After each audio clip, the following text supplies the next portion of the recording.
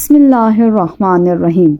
حضرت محمد صلی اللہ علیہ وآلہ وسلم کی پیدائش پر کیا کیا معجزات ہوئے اور شیطان کیوں رویا رسول اللہ صلی اللہ علیہ وآلہ وسلم کی پیدائش ہونے پر؟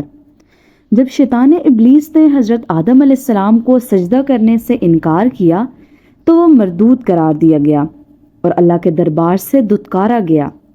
شیطان ابلیس نے اللہ تبارک و تعالیٰ سے یہ عہد لیا کہ تا قیامت نوح انسان کو راہ حق سے گمراہ کرتا رہے گا اور انسانیت کو خدا کی اطاعت سے نکال کر شرک میں مبتلا کر دے گا۔ اللہ تبارک و تعالیٰ نے ابن آدم کو گمراہی سے بچانے اور صراط المستقیم پر گامزن رہنے کے لیے ہر دور میں پیغمبروں اور نبیوں کو بھیج کر بنی آدم پر احسان کیا۔ ابلیس کو یہ خوف تھا کہ ان نبیوں پیغمبروں کی تعلیمات کہیں انسانوں کو اس لاشریک معبود کے قریب نہ کر دیں۔ جب رحمت للعالمین یعنی آخری نبی محمد مصطفیٰ صلی اللہ علیہ وآلہ وسلم اس دنیا میں تشریف لائے، وہ دن ابلیس کے لیے سب سے زیادہ گراں اور سختی کا دن تھا، کیونکہ آپ صلی اللہ علیہ وآلہ وسلم کی مبارک ذات کی برکت سے بنی نوع انسان کو ہدایت ملنے والی تھی، جو ابلیس کی سب سے بڑی ناکامی تھی۔ علامہ ابن کثیر اپنی کتاب میں لکھتے ہیں کہ ابلیس 4 بار بلند آواز سے رویا۔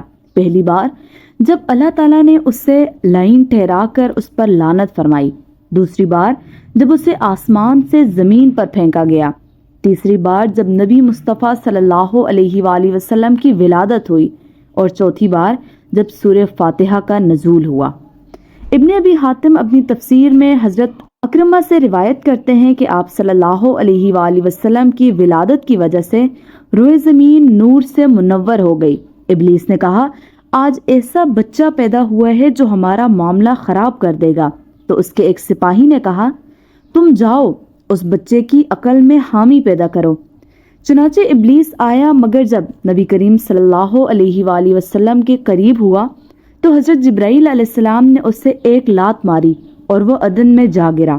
اسی طرح ایک روایت میں حضرت ابن عباس رضی اللہ تعالیٰ عنہ سے روایت کرتے ہیں کہ شیطانوں کو آسمان سے نہیں روکا جاتا تھا، وہ بلا روک ٹوک آتے جاتے تھے، لیکن جب حضرت عیسیٰ ابن مریم علیہ السلام کی ولادت ہوئی تو شیطانوں کو 3 آسمانوں میں آنے سے روک دیا گیا، لیکن جب رسول اللہ صلی اللہ علیہ وآلہ وسلم کی ولادت ہوئی تو شیاطین پر تمام آسمان کے دروازے بند کر دیے گئے، انہیں آگ کے شعلے مارے جاتے تھے۔ جس رات نبی صلی اللہ علیہ وآلہ وسلم کی ولادت ہوئی، اللہ تبارک و تعالیٰ کی طرف سے آسمانی دنیا میں خاص حفاظتی اقدامات تھے، اور ابلیس مردود کے لیے وہ رات ذلت بری ثابت ہوئی۔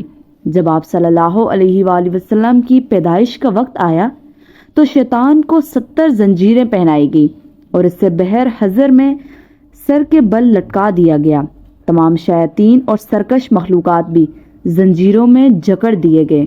اب حضور نبی کریم صلی اللہ علیہ وآلہ وسلم کی پیدائش مبارک کے دوران پیش آنے والے واقعات و معجزات کیا تھے؟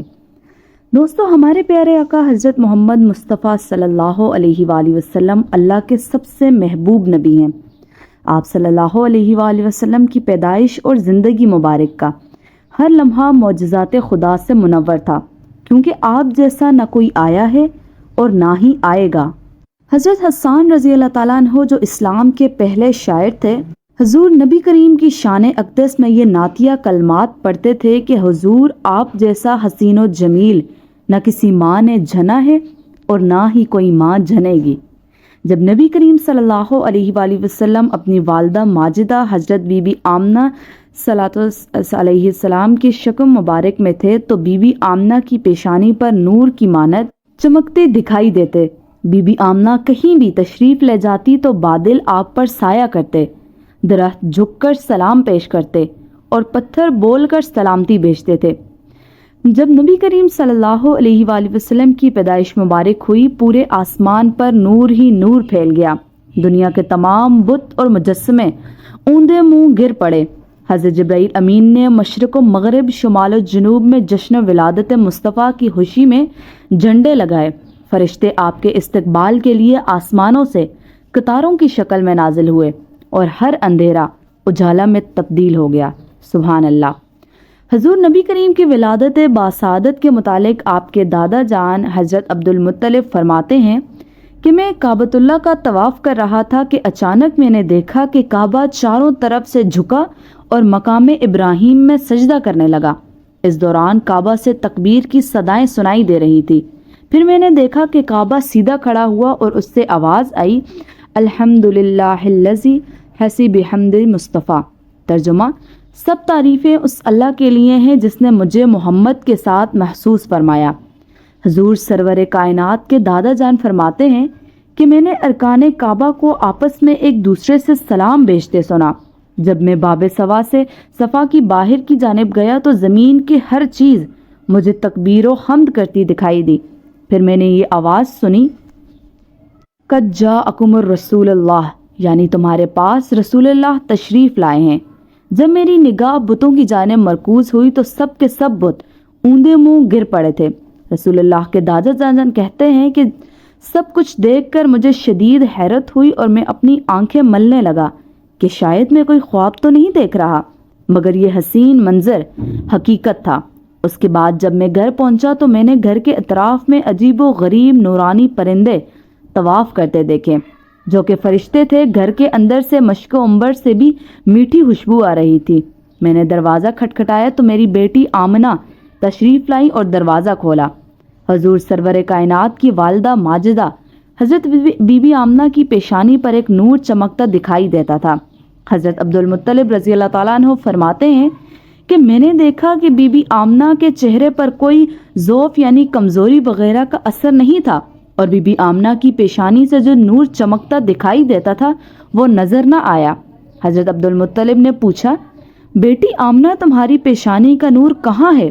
تو بی بی آمنہ فرمانے لگی کہ اے میرے بابا، اب سے کچھ دیر پہلے ہی میں نے ایک بچے کو جنم دیا ہے، وہ نور میرا بیٹا ہی تھا جو اب دنیا میں تشریف لا چکا ہے، اس لیے پیشانی پر وہ نور دکھائی نہیں دے رہا۔ حضور سرور کائنات کی پیدائش ایک معجزہ تھی۔ آپ کی ولادہ کو بچہ پیدا ہوتے وقت کی تکلیف محسوس تک نہ ہوئی اور آپ بالکل پاک صاف اور چمکتے ہوئے اس دنیا میں تشریف لائے۔ بی بی آمنہ فرماتی ہیں کہ نبی کریم صلی اللہ علیہ وآلہ وسلم کی پیدائش کے بعد ایک غائبی آواز سنائی دی اور میں نے سنا کہ پکارنے والا کہہ رہا تھا کہ اس کا نام محمد رکھنا۔ یہ بچہ وہی ہے جس کا ساری دنیا کو انتظار تھا، جو دنیا کے اندھیروں اور کفر و جہالت کا خاتمہ کرے گا۔ یہ بچہ وہ آخری نبی ہے جس کی تشریف آوری کا خبر تمام انبیاء کرام دیتے رہے۔ اس کا نام آسمانوں پر محمود ہے اور تورات میں موید ہے، زبور میں ہادی، انجیل میں احمد اور قرآن میں طٰہٰ، یاسین اور محمد ہے۔ سبحان اللہ، ماشاء اللہ۔ اللہ تعالیٰ نے قرآن پاک میں اپنے نبی کو پیارے پیارے ناموں سے بلایا ہے۔ اللہ تعالیٰ ہم سب کو آپ صلی اللہ علیہ وآلہ وسلم سے محبت کی توفیق عطا فرمائے۔ بے شک جو نبی سے محبت کرتا ہے وہ اللہ سے محبت کرتا ہے۔ جزاک اللہ ہے، اپنا خیال رکھیے گا۔ اللہ حافظ۔